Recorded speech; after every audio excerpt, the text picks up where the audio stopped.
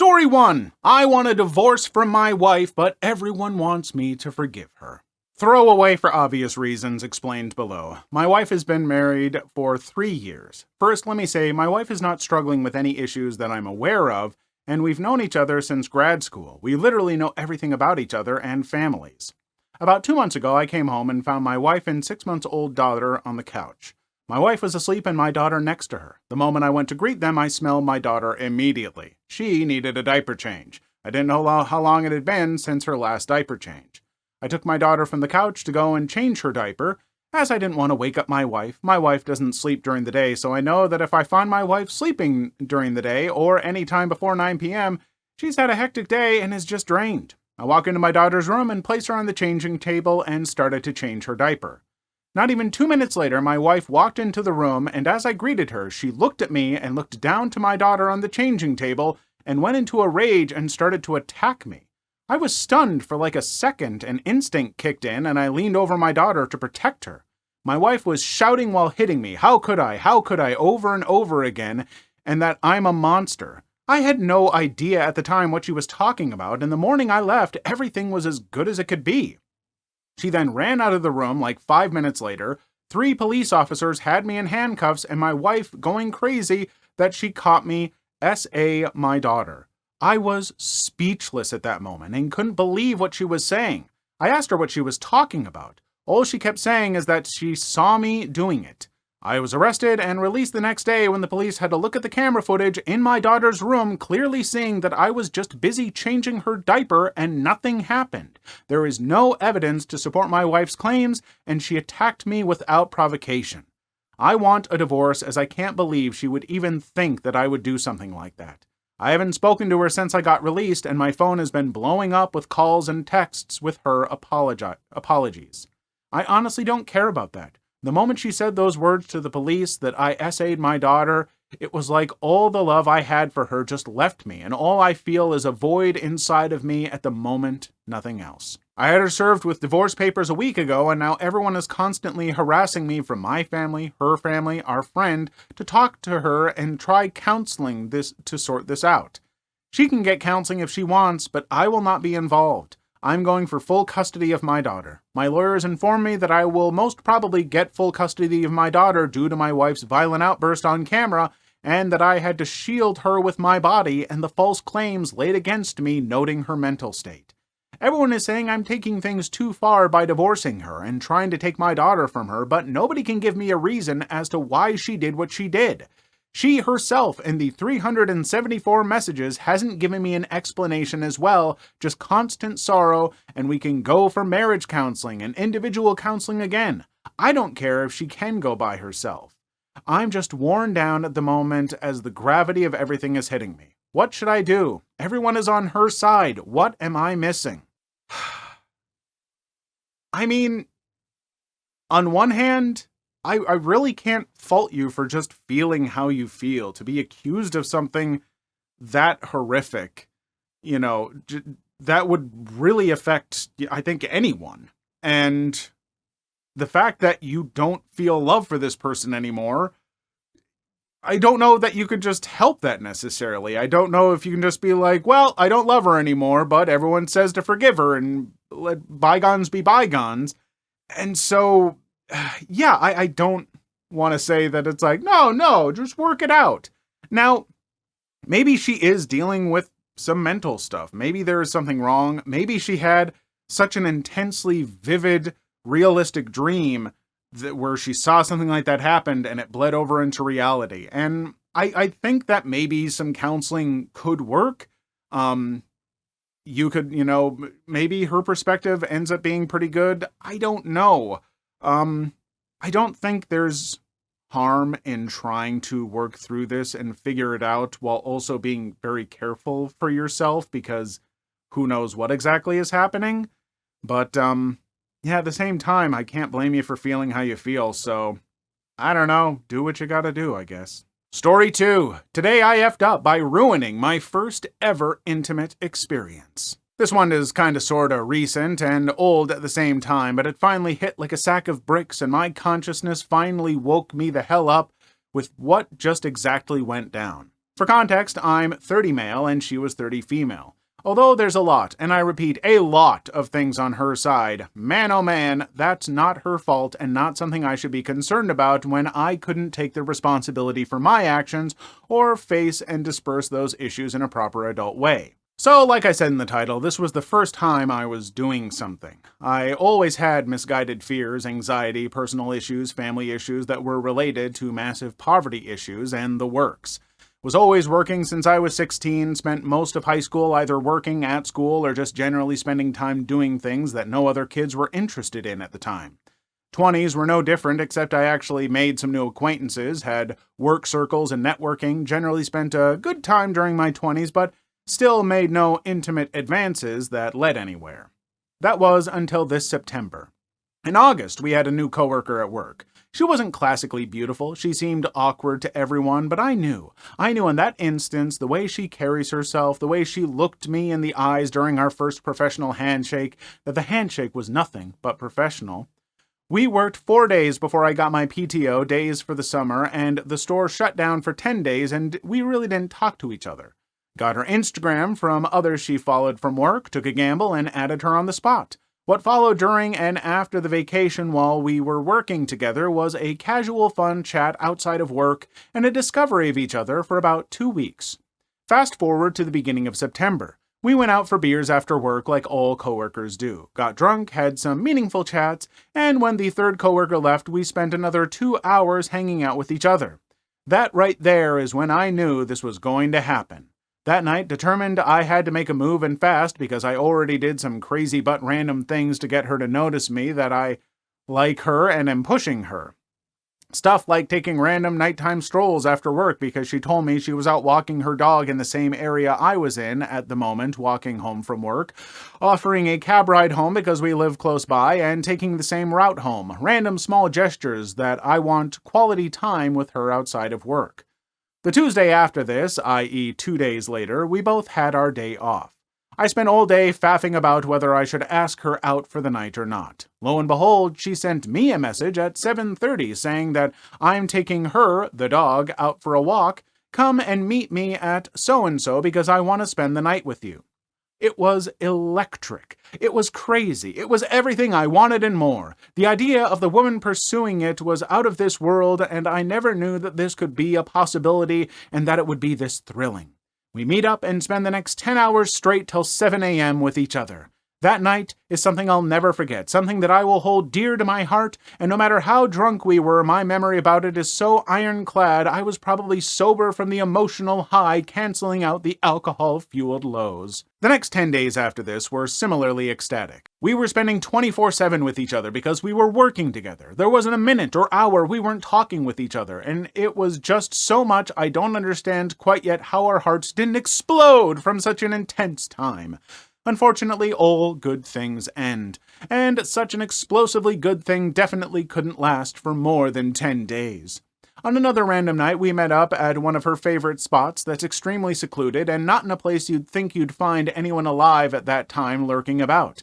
We did some things. I was too caught up in the moment and didn't think about what not using a condom meant.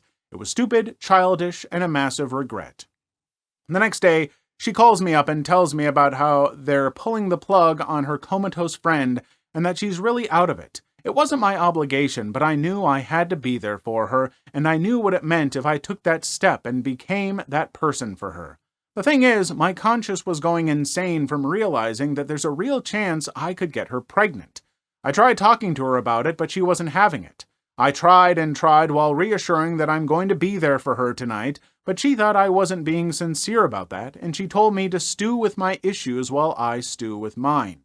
And that right there is the moment I effed up big time.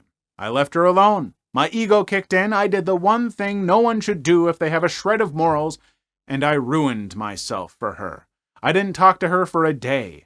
When we finally did, we had a big row after work that I didn't really want to be with her and that I was just using her. I then spent the next 3 days doing exactly what I should have.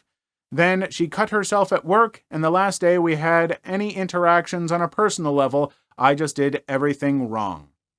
What follows after is 2 months of me trying everything out to get her attention, to prove something to her. Spent 3 weeks not talking about it all. Not even trying to show that we had anything, just straight up acting like it was all a dream or a delusion and we should just work together. November hits and she finally unloads it all on me. I unload on her. Still tell her I want her back and we can get past what happened. Didn't want to hear it, but I still pressured despite her telling me softly that she's too scared to go through with it. We then spent another 5 weeks acting friendly like nothing happened. Still talked despite not working together until I eventually removed her from my socials and she blocked me right away because I went no contact. The today I effed up part is realizing I should have been more communicative from the start. Should have killed my ego when it first popped up to not let it grow.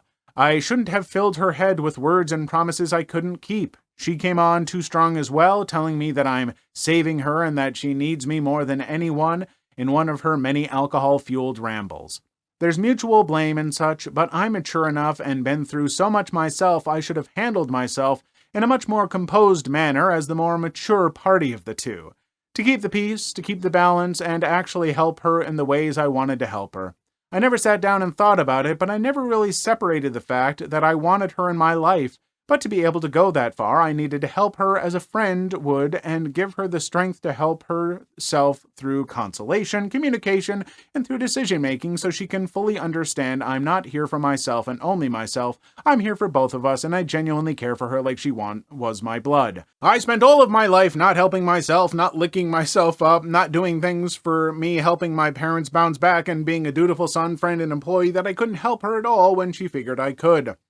And all of this was fueled and backed by the logical backlash and storm created by falling deeply and madly in love with someone for the first time ever. I'm gonna be honest, I couldn't follow a lot of what happened. Like, she was struggling and said he would be there for her, but she didn't think it was sincere, and so he just cut contact. Is that about what happened?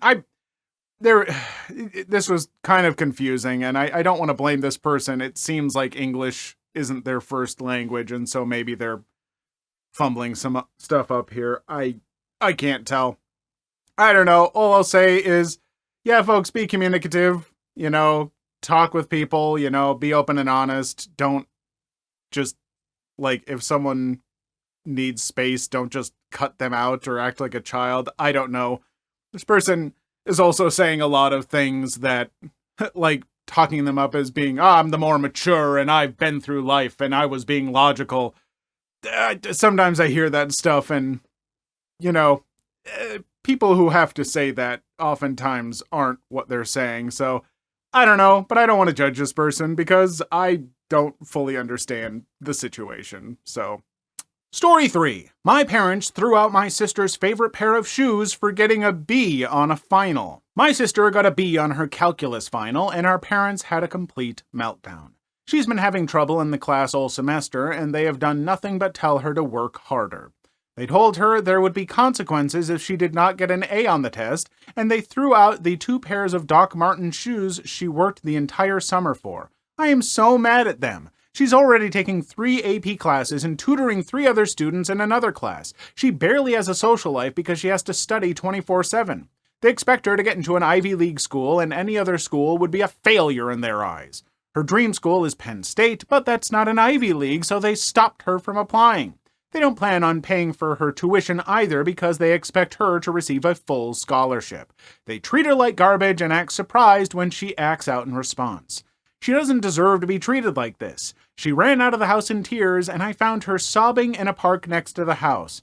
I know they're just a pair of shoes, but they meant a lot to my sister. She wore them everywhere. I hate seeing her like this. They treat us so differently, and I hate it. They demand perfection from her, but coddle me like a baby. They don't expect perfection from me, and if I make a mistake, they brush it off. But if my sister comes home 1 minute past curfew, she gets grounded for 2 weeks. I come home an hour past curfew, and they tell me next time will be different, but I never receive the punishment. They love parading around their son's achievements, but barely speak a word about my sister's achievements to the rest of our family. My uncle told me about a good job for getting good grades at Thanksgiving last month, and I told him my sister has the highest GPA in her class, and he did not care. If she gets anything less than an A, she does not care about her future, but I can get a C in a class, and they tell me it's not a big deal, and I tried my best. The only reason I got a C in chemistry is because my awesome sister sat me down and helped me. She has been my rock and my role model my entire life, and when she leaves for college next year, I'm going to miss her so much. I tell her I'm not going to miss her, but I will. She hasn't left her room all day, and my mom asked me why she's so mad.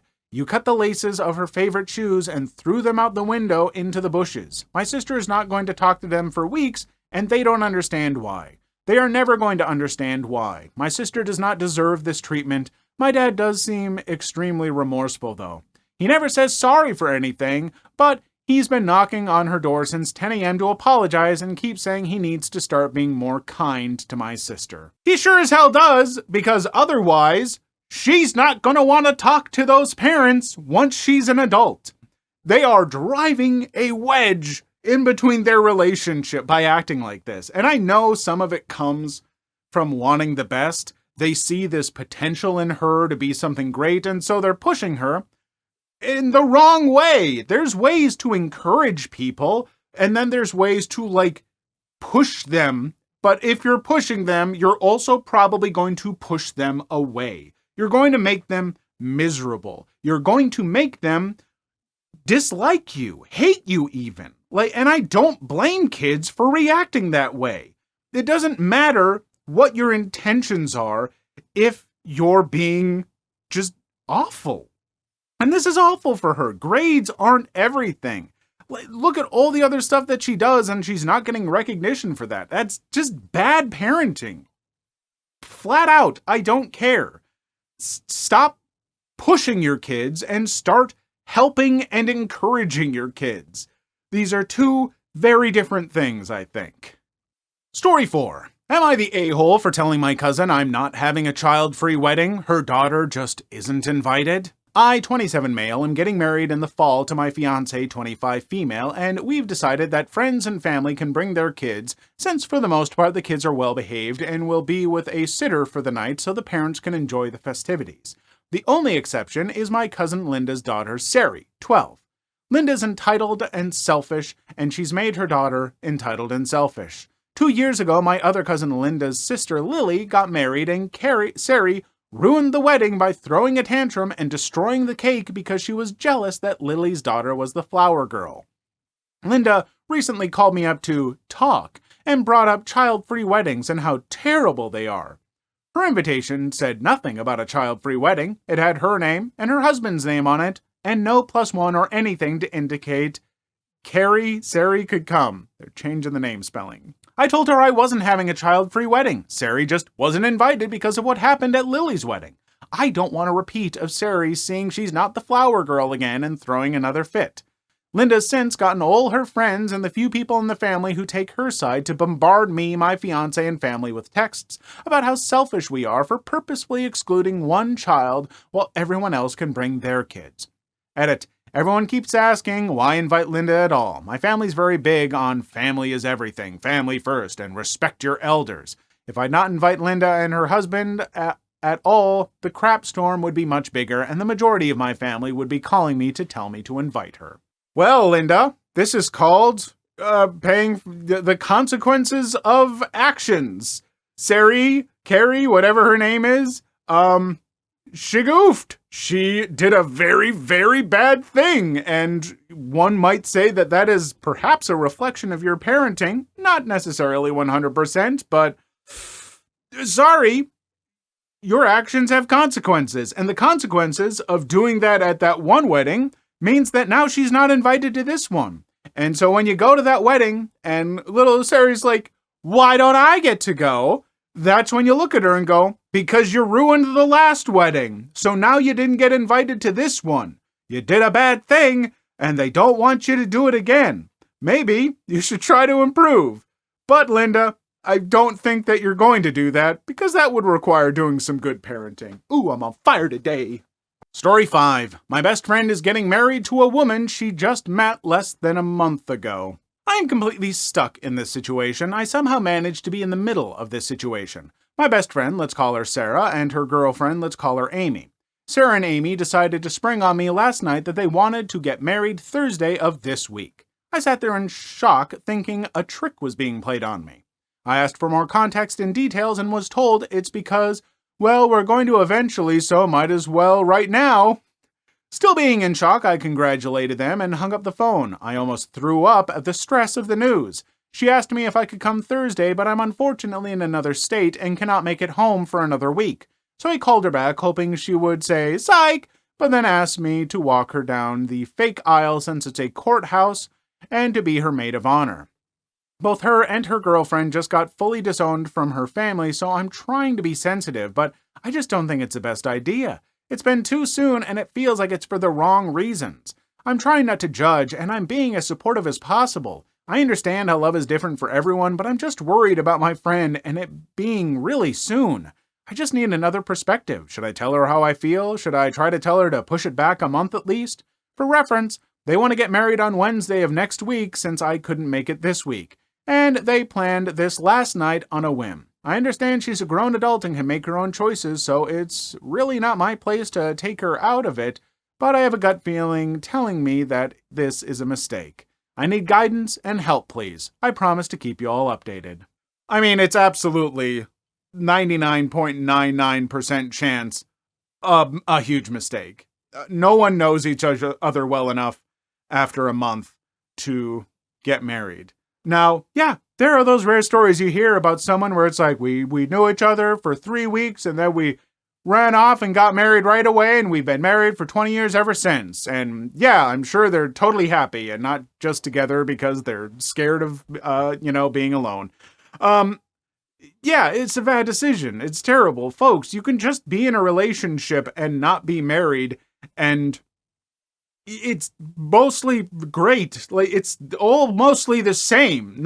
The only thing that changes is you get married, and now you're legally tied to each other. And yes, there are some small benefits to that, but there are also, like, huge consequences if you then separate. Like, it's a lot harder once you've legally bound yourself to each other. So, it's not smart. But if you're gonna do it, I mean, that's their choice. I don't know. What the hell are you gonna do? Like, go there with them and be like, okay, whatever. I mean, you gotta let people do what they want. I don't know. I don't know anymore. Well, I guess I'm done giving advice now. Bye. Please leave your story in the comments. I would love to make a video on them in the future. Also, don't forget to like and subscribe.